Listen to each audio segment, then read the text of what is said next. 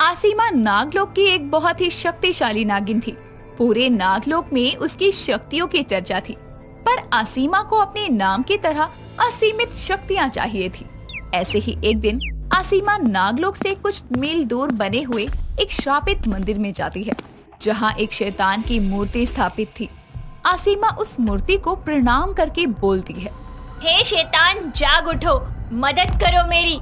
बताओ मुझे कि कैसे मैं अपने इस नागिन रूप के साथ साथ और रूप धारण कर सकती हूँ।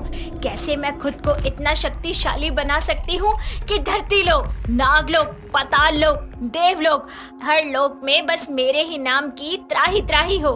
आसीमा के इतना कहते ही शैतान की मूर्ति की आंखें चमकती है और उसमें से एक डरावनी आवाज आती है। देखो आसीमा, अगर तुम शक्तिशाली कई रूपों वाली नागिन बनना चाहती हो तो पहले तुम्हें शैतान को खुश करना होगा। उसे अपने लहू का अभिषेक करवाकर तब करना होगा। तब शैतान तुम्हें एक ऐसा तिलस्मी खंजर देंगे जिसके वार से तुम जिस भी राक्षस, देवता या किसी भी शक्ति पर वार करोगी तो उसकी मौत निश्चित है। साथ ही उसका रूप और शक्तियाँ भी तुम्हें मिल जाएंगी। जो हुकुम शैतान। शैतान के कहे अनुसार आसीमा वैसा ही करती है। सबसे पहले वो शैतान का खून से अभिषेक करती है, जिसके बाद वो तप करने बैठ जाती है और एक लंबे समय तक तप करने के बाद आखिरकार शैतान आसीमा की तपस्या से खुश होकर उसे वो तिलस्मी खंजर देता है, जिसे देखकर वो खुद से कहती है, आखिरकार मिल ही गया मुझे मेरा तिलिस्मी खंजर। अब मैं केवल एक रूप वाली नहीं बल्कि विभिन्न प्रकार के रूपों वाली नागिन बनूंगी। अनेकों शक्तियां हासिल करूंगी। हर लोक में बस एक ही नाम होगा, आसीमा और आसीमा। इतना कहकर आसीमा नागलोक आती है और अपने पहले शिकार की तलाश करती है।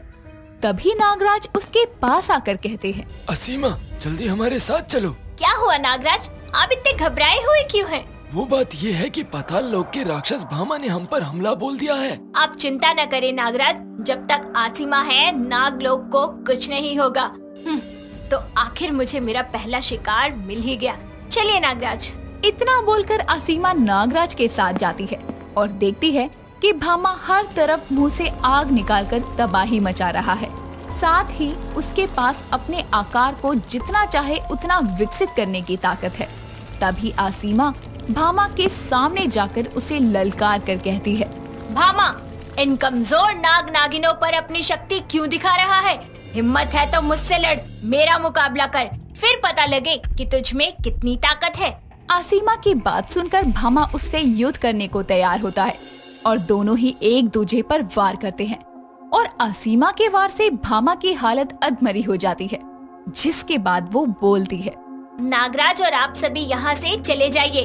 भामा को मैं अपने आप इसकी सही जगह पर पहुँचा दूंगी।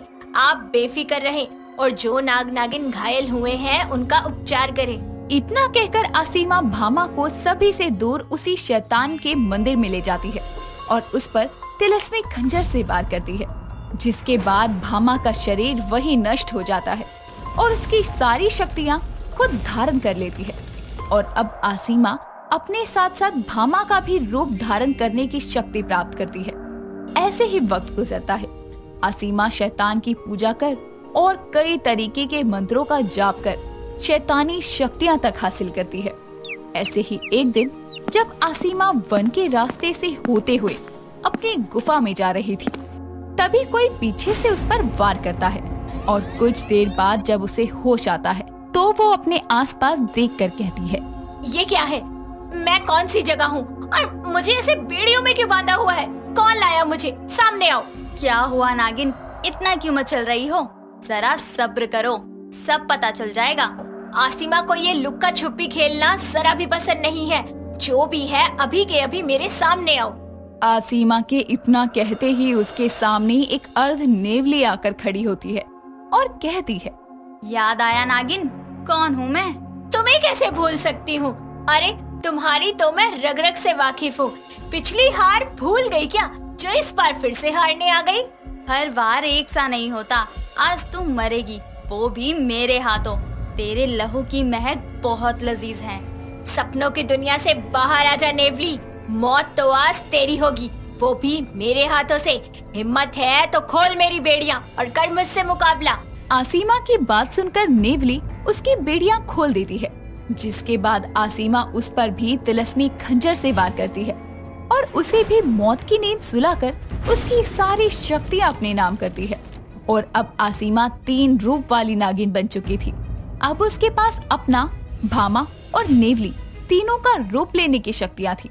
नेवली को मारने के बाद आसिमा खुद से कहती है, अब बस एक और रूप हासिल करना है और उसके बाद मैं 5 रूप वाली नागिन बन जाऊंगी और कोई भी ऐसा लोक नहीं होगा जहां मेरा नाम नहीं होगा।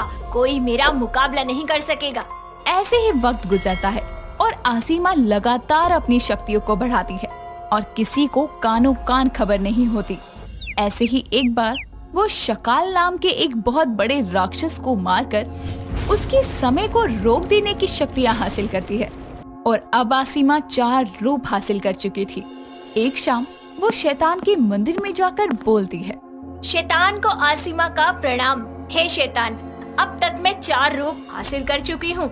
अब मुझ में इतना जहर है कि मेरी फूंक मात्र से ही किसी की मृत्यु हो सकती है। मैं अपने आकार को जितना चाहे उतना विकसित कर सकती हूँ और समय को भी अपने काबू में कर सकती हूँ। समय चक्र को रोक सकती हूँ। अब मेरा आखिरी शिकार है नागराज। अब मैं उनको मारूंगी क्योंकि उन्हीं के पास नागमणि है। नागराज को मारने के बाद मैं नागमणि हासिल कर लूंगी और उसे अपने अंदर धारण कर लूंगी और फिर मैं 5 मुख वाली नागिन बन जाऊंगी। उसके बाद मुझे कोई नहीं रोक पाएगा। इतना कहकर आसिमा नागराज को मारने के इरादे से नागराज के महल जाती है, जहां वो आराम से सोए थे। और उनको सोया देखकर आसिमा उन पर तिलस्मी खंजर से वार करती है और उनकी सभी शक्तियों को हासिल करती है और खुद से कहती है, हाँ, आखिरकार मैंने वो हासिल कर ही लिया जो मैं पाना चाहती थी। अब हर लोक में आसिमा का ही राज होगा। हर तरफ एक ही नाम होगा, आसिमा, आसिमा, आसिमा। ऐसी आसिमा जिसकी शक्तियों की कोई सीमा ही नहीं है। कोई मेरा मुकाबला नहीं कर सकता क्योंकि मैं एक 5 रूप वाली नागिन हूँ। आसिमा इतना बोलकर आगे बढ़ ही रही थी कि तभी उसके सामने नागराज आते हैं, जिन्हें जिंदा देखकर आसिमा हक्की बक्की रह जाती है। जिस पर नागराज आसिमा से कहते हैं, क्या हुआ आसिमा, हैरान हो गई हमें जिंदा देखकर? तुम चाहे तीनों लोगों की शक्तियाँ क्यों ना हासिल कर लो, पर नागराज के साथ छल नहीं कर सकती हो, क्योंकि हमारे पास भी एक शक्ति है। हम अपने जैसा जीता जागता पुतला बनाकर कहीं भी जा सकते हैं, जिसमें जान भी होगी। मतलब जिसको मैंने अभी मारा वो महज एक पुतला था जिसमें सांसें थी? बिल्कुल सही। तुम्हारे घटिया इरादों की भनक तो मुझे पहले ही लग गई थी और आज तुम्हारा अंत होगा।